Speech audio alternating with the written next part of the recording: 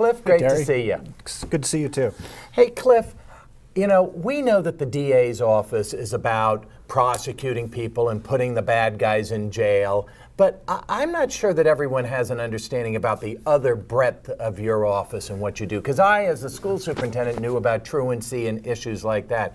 But tell me about some other programs that the public has no view about what's going on.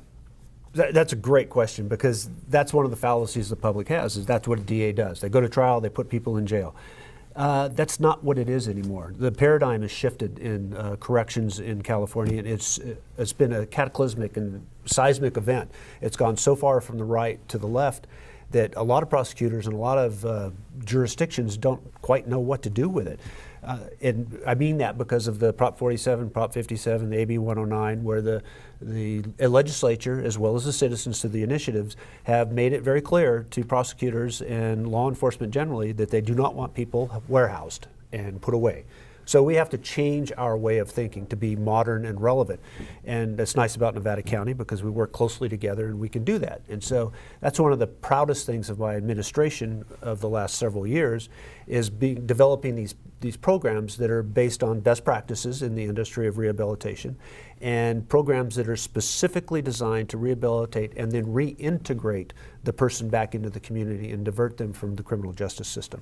And when that works, you save exponential amounts of money for your tax dollars, because once they go out of the system, then they start paying their own taxes, taking care of their kids and their obligations, and they pay taxes back into the system. They become contributing members, and we've had great success with that in Nevada County. We have one of the lowest recidivism rates in the entire state. And that's, I'm trying to get elected, so I'm going to say it's all me, but what it is my ability to work with the Public Defender's Office, Probation Department, the courts, behavioral health, substance abuse programs, and pick out what's causing people to be in the criminal justice system and getting them out.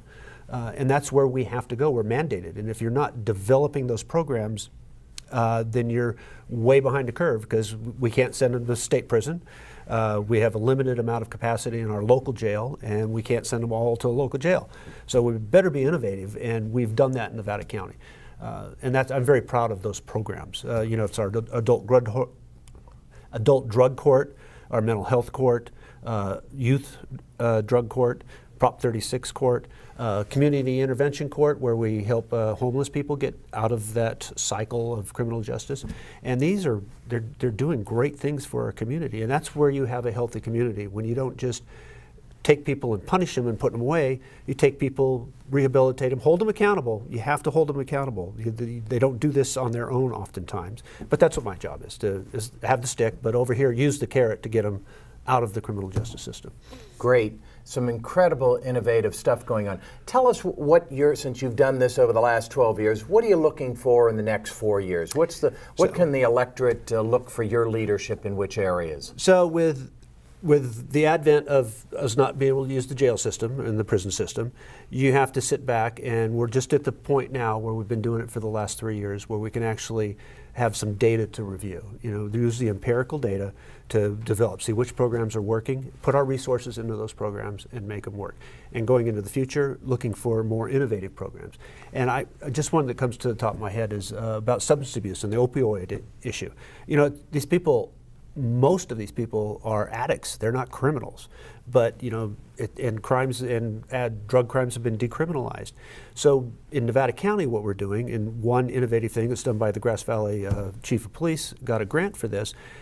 Arresting somebody who's under the influence of drugs, the old way was to take them straight to jail, let them stay in jail for a couple of days, they get out, they go back, they get high again, they end up back in jail again.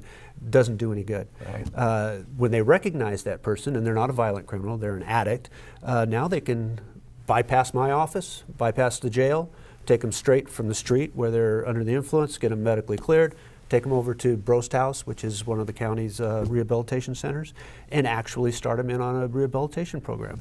And it might not work the first time, might not work the second or third time, but sooner or later, most people don't want to be addicted to drugs. They get sick and tired of being sick and tired.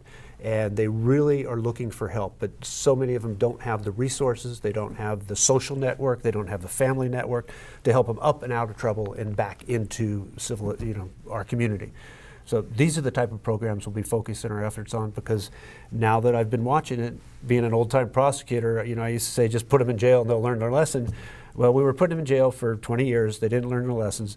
But now these programs are starting to show through the data that they really do work. When you help people out of the criminal system, they're appreciative. They become better citizens oftentimes because they're not inclined to go back to where they came from. So very proud of those type of programs and looking forward to developing more of that.